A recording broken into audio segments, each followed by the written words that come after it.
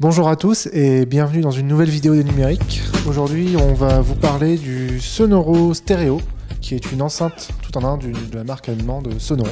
Alors, on va juste se concentrer sur le côté un peu ergonomique de l'enceinte. Vous pouvez retrouver tout le test de toute façon sur le site en entier. On a donc en fonctionnalité, on a le Bluetooth, on a des entrées analogiques, on a une entrée RCA, une entrée mini jack et une sortie casque en mini jack et une sortie en RCA. On a également une prise USB, deux alarmes programmables, la radio, la DAB aussi, et on a une petite fonctionnalité supplémentaire qui sert en fait pas à grand chose parce qu'elle n'est pas super bien réalisée, c'est les sons relaxants. Donc on peut avoir les oiseaux qui chantonnent et les baleines. Alors concrètement, à l'utilisation, elle est un petit peu austère la stéréo. On a beaucoup de fonctionnalités, mais elles ne sont pas très développées. C'est-à-dire que, par exemple, le lecteur CD ne lit que les CD gravés avec les formats uniquement MP3 et WMA.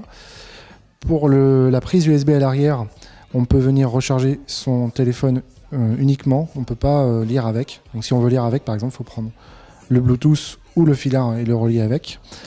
Et dans lequel cas, on met une clé USB.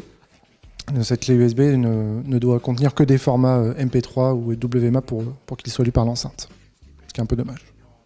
Enfin, un petit dernier point quand même évidemment sur le son. Le son, c'est un peu comme le reste, c'est-à-dire que quand on ouvre la boîte et qu'on utilise l'enceinte pour la première fois, on a des aigus qui sont quand même relativement très présents. On a des bas qui sont un petit peu absents. Et du coup, on peut, heureusement, avec la fonctionnalité et juste les EQ, pas les EQ prédéfinis parce qu'ils sont vraiment pas terribles du tout, on peut venir justement compenser soit le manque de basse, malheureusement qui sont pas forcément très très bien gérés, et la proéminence des aigus qu'on peut venir atténuer un petit peu pour calmer et enlever un petit peu la sibilance. Donc pour conclure, on peut quand même dire que on est un petit peu déçu par les prestations de l'enceinte. On avait quand même on a des matériaux de qualité avec du bois massif laqué qui est certes sensible aux traces de doigts, très sensible aux traces de doigts, d'où les petits gants qu'on a fournis avec, et de l'aluminium brossé en façade. Et on se rend compte que derrière, malgré cette conception relativement solide, les prestations ne suivent pas. Bon, en tout cas, pas à notre niveau.